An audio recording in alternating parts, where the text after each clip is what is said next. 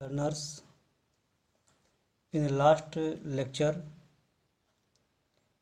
you have studied characteristics of crystalline solids. Now I am going to teach about amorphous solids. There are a few important properties which differentiate amorphous solid from crystalline solids. Number 1, crystalline solids में आपने देखा था कि इसमें systematic arrangement of molecules पाए जाते हैं, but उसका अपोजिट इसमें जो होता है, there is no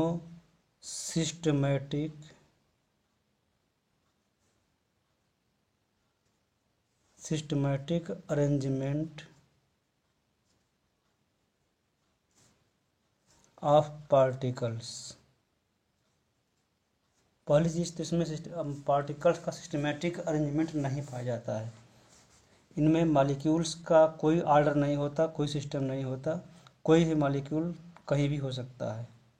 second point, अगर अरेंजमेंट मिलता भी है तो there is short range of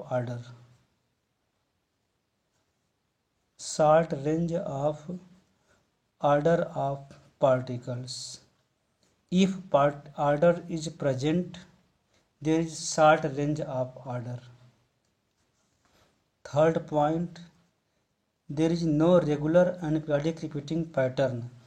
जैसा कि आपने देखा था क्रिस्टलाइन सॉलिड में, उसमें there was a regular and periodic repeating pattern was found throughout the crystal, but in amorphous solids there is no regular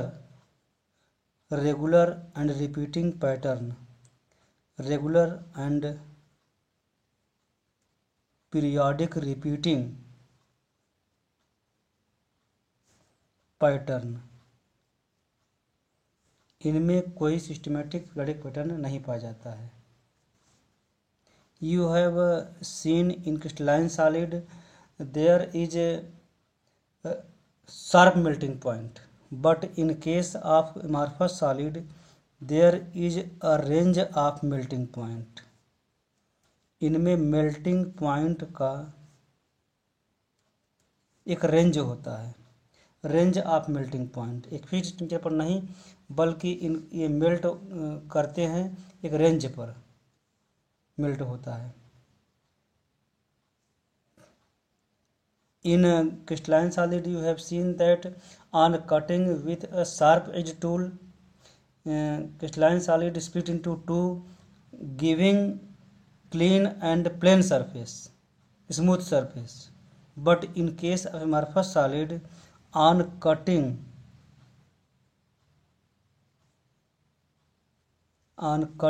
with a sharp edged tool, these split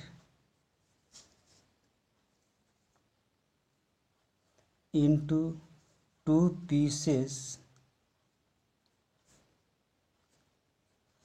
each having rough and uneven surface. Rough and uneven surfaces, मतलब उसमें आपने देखा था कि clean और smooth surface मिलता है। In amorphous solid there is rough and uneven surface का मतलब खुरदरा सरफेस मिलेगा, क्लीन नहीं मिलेगा। And 6 point, they do not have defined enthalpy of fusion. आपने देखा था क्रिस्टलाइन सॉलिड में इसमें एक डिफाइंड वैल्यू होती है, but in case of amorphous solid there is do not a defined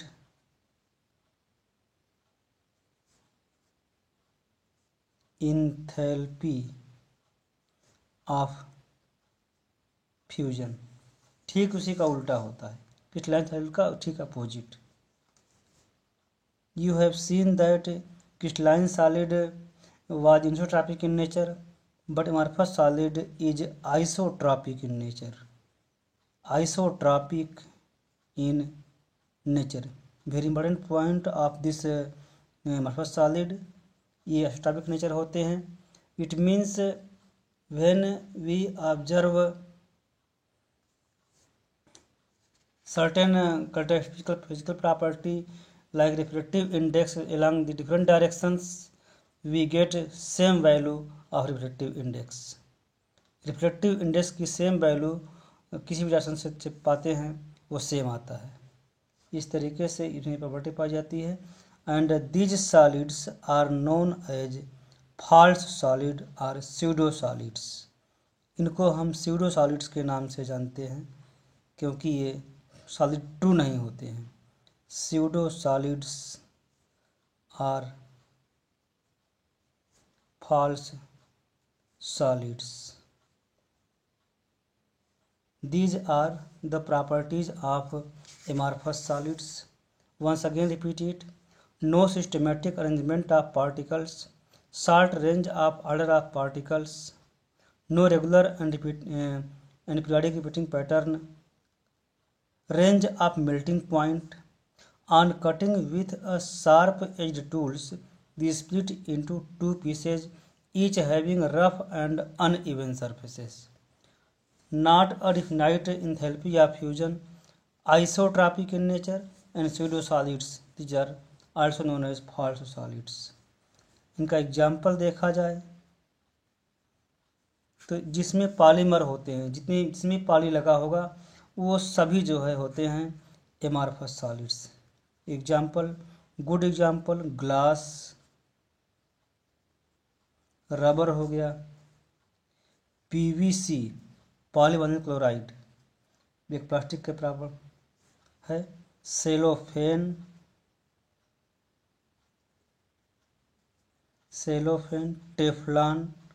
Teflon एक रबर होता है जो यूज किया जाता है कुकर के गैसकेट में गैस को रोकने के लिए.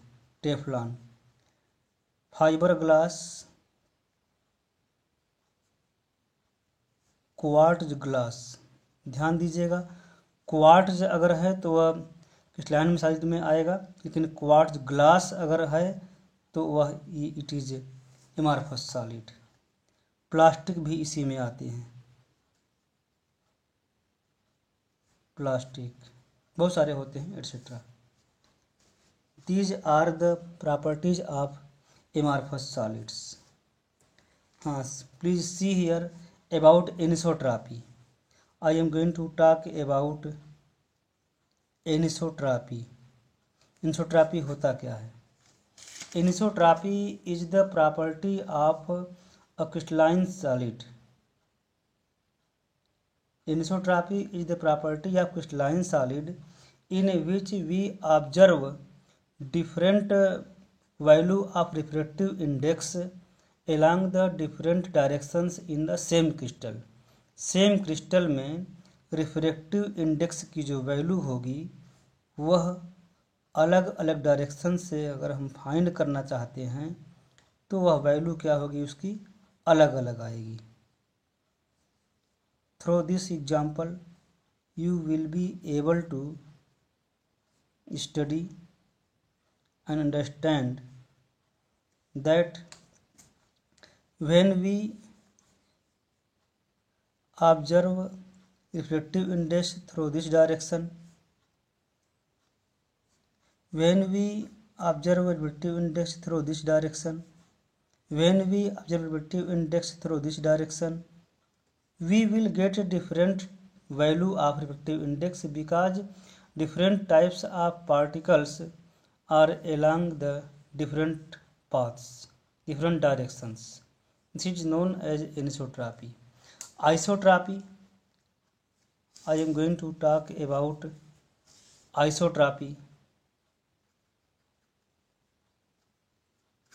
Isotropy is the property of amorphous solid in which we get same value of refractive index along different directions.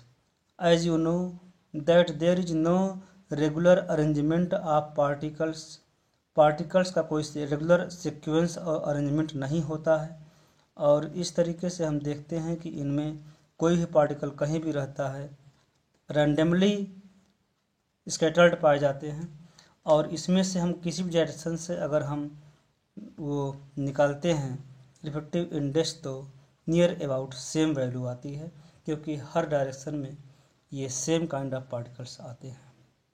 This is the different between, इसका मतलब यही होता है कि ये क्रिस्टलाइन सॉलिड की प्रॉपर्टी आइसोट्रॉपिक है। क्रिस्टलाइन सॉलिड में आइसोट्रॉपिक प्रॉपर्टी पाई जाती है और इसमें सेम वैल्यू नहीं आती है, different value of refractive index in the same crystal, और यहाँ पे होगा same value of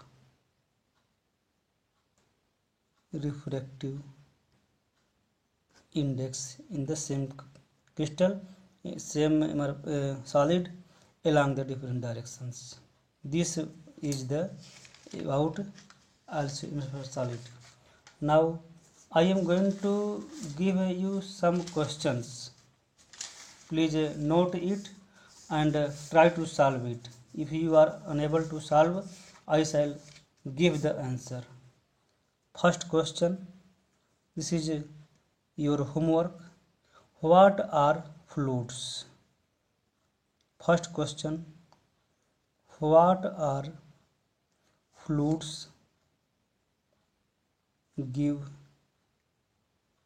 example.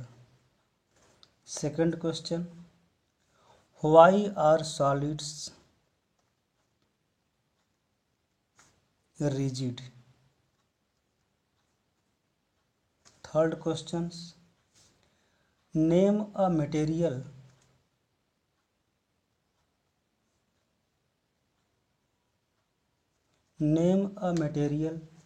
that has potential to provide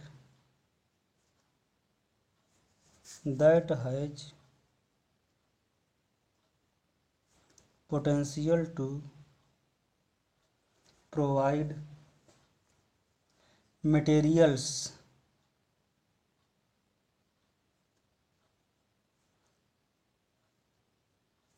tougher than steel,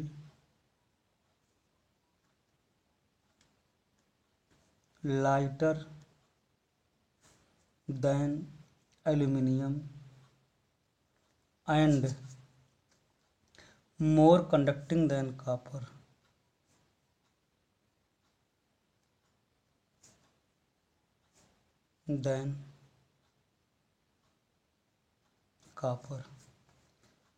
Fourth question,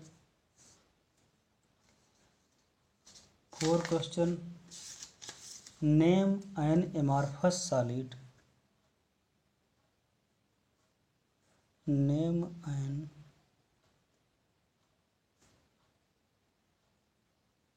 amorphous solid which is used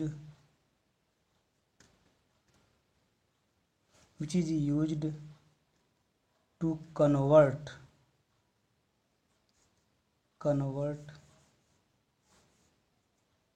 sunlight into electricity.